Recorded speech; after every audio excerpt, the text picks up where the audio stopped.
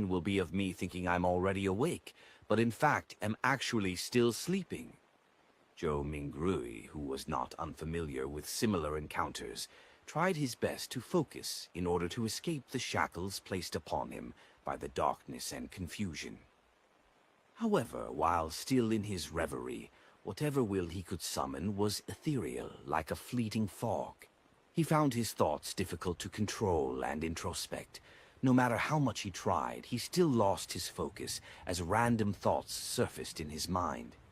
Why would I suddenly have such an excruciating headache in the middle of the night? And it's really painful. Could it be something like a cerebral hemorrhage? F***K. Don't tell me I'm going to die young. I need to wake up. Now. Eh? Why doesn't it seem to hurt as much as before? But why does it still feel like a blunt knife is slicing through my brains? From the looks of it, sleep is impossible. How am I to show up for work tomorrow? Why am I still thinking about work? This is some authentic headache. Of course I have to take time off. I don't have to worry about my manager's grumblings. Hey, putting it that way, it doesn't seem too bad. Heh, I can end up getting some spare time for myself. Throbbing pain inundated Zhou Mingrui, allowing him to slowly accumulate immaterial strength until he was finally able to move his back and open his eyes. He finally broke free from his reverie. His vision first blurred before it was screened by a faint crimson red. All he could see was a study desk made of burly wood in front of him. Right in the middle was an opened notebook with coarse, yellow pages. The title was eye-catchingly written with strange, deep black lettering. To the left of the notebook was a stack of neatly arranged books, numbering about 8. The wall on their right was inset with grayish-white pipes with wall lamps connected to them. Of course, the lamp had a classical Western style to it. It was about half the size of an adult's head with an inner layer of transparent glass and an exterior gridded with black metal. Diagonally beneath the lamp was a black ink bottle shrouded in a pale red glow. Its embossed surface formed a blurry angel pattern. In front of the ink bottle and to the right of the notebook sat a dark-colored pen with a fully circular body. Its tip shimmered with a faint glint, while its cap rested right beside a brass revolver. A gun. A revolver. Zhou Mingrui was completely taken aback. The things laid before him were alien to him. It looked nothing like his room. Why, while feeling shocked and confused, he discovered that the desk, notebook, ink bottle, and revolver were covered in a layer of crimson veil, a result of the light shining from the window. Subconsciously, he looked up and shifted his gaze up bit by bit. In midair, a crimson moon hung high above the backdrop of a black velvet curtain, glowing in silence. This, Zhou Mingrui felt inexplicably horrified as he stood up, abruptly. However, before his feet fully straightened, his brain protested with throbbing pain. It made him temporarily lose his strength as he fell uncontrollably. His buttocks slammed heavily onto the burly wood chair. Pa! The pain did little. Zhou Mingrui stood up again by propping himself up. He turned around in a fluster as he began to size up the environment he was in. The room was not very large, with a brown door on each side of the room. Close to an opposite wall was a low wooden bed. Between the bed and the left door was a cabinet. Its 2 doors were swung open, and beneath it were 5 drawers. To the side of the cabinet there was the same grayish-white pipe on the wall, at the height of a person. However, it was connected to a strange mechanical device with exposed gears and bearings in several spots. Items resembling coal stoves sat in the right corner of the room near the table, along with soup pots, iron pots, and other kitchen utensils. Across the right door was a dressing mirror with 2 cracks. Its bottom was made of wood, and the patterns were simple and plain. With a sweep of his gaze, Joe Mingrui noticed himself in the mirror, the present him. Black hair, brown pupils, a linen shirt, thinly built, average-looking features, and a rather deep outline. This, Joe Mingrui immediately drew a gasp as many helpless and confused guesses surfaced in his mind. The revolver in ancient European style and the crimson moon that looked different from Earth's moon could only mean one thing. Could I have transmigrated? Joe Mingrui widened his mouth slightly. He had grown up reading web novels and had often found he momentarily found it hard to accept the situation when he found himself in one. This was probably what it meant to love a fantasy one. In a minute, Joe Mingrui had already cursed himself while trying to make the best out of his adverse situation.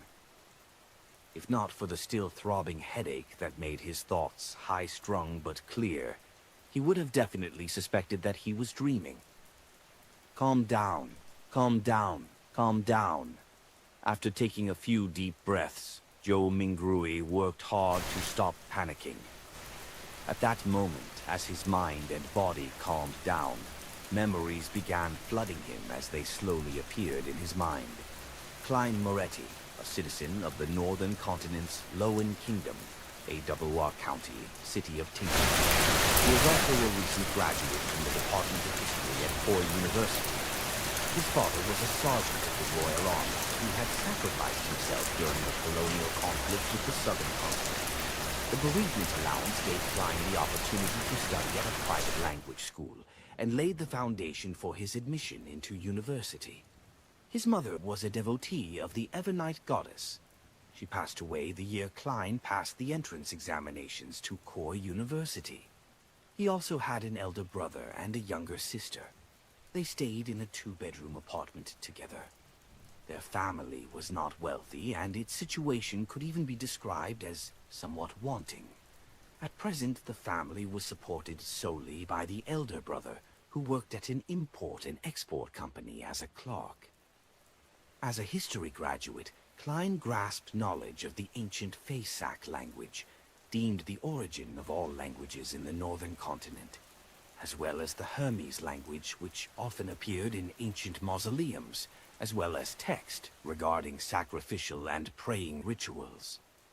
Hermes language? Joe Mingrui's mind stirred as he reached out to rub his throbbing temples. He cast his gaze toward the table at the open notebook. He noticed that the text on the yellowed paper turned from strange to alien, before turning from alien to something familiar. It then turned into something readable. It was text written in Hermes language. The dark ink wrote the following: "Everyone will die, including me." Hiss. Joe Mingrui felt inexplicably horrified. He instinctively leaned back in an attempt to widen the distance between him and the notebook, as well as the text on it. Being very weak, he nearly fell down, but managed to extend his hands in a fluster to hold on to the edge of the table. He felt that the surrounding air was turbulent, as though there were faint murmurings resounding in it. The feeling was akin to hearing horror stories being recounted by elders when he was young. He shook his head, believing that everything was an illusion. Joe Mingrui found his balance and shifted his gaze from the notebook as he heaved for breath. This time his gaze landed on the shimmering brass revolver.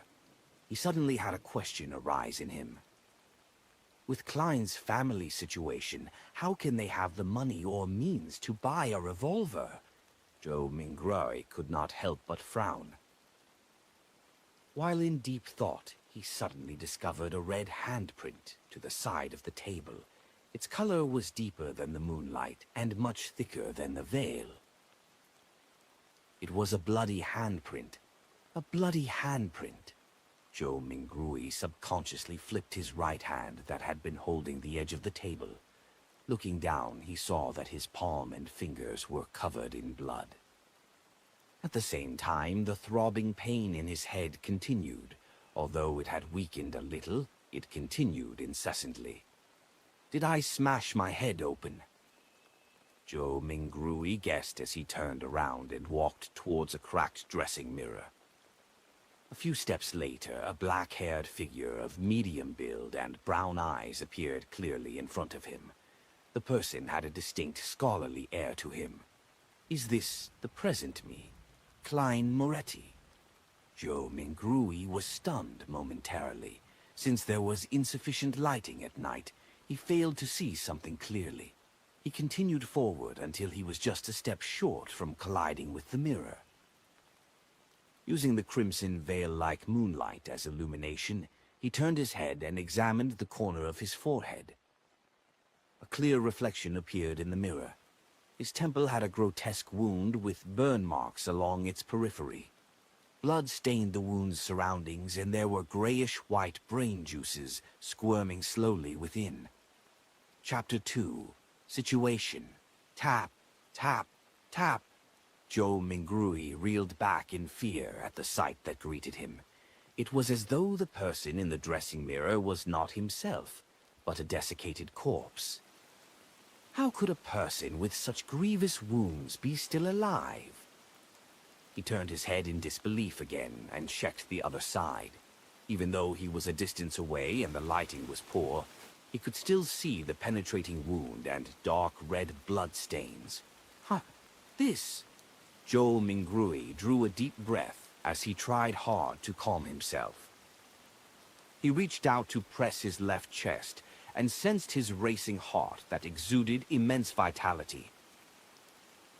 He then touched his exposed skin. Beneath the slight coldness was flowing warmth. When he squatted down and after verifying that his knees could bend, Joe Mingrui stood up again and calmed down. "What's happening?" he muttered with a frown. He planned to inspect his head injury seriously once more. He took 2 steps forward and suddenly paused. The moonlight of the sanguine moon was relatively dark, so it was insufficient for his serious inspection. A memory fragment triggered as Joe Mingrui turned his head to look at the grayish-white pipes and the metallic gridded lamp on the wall right beside the study desk.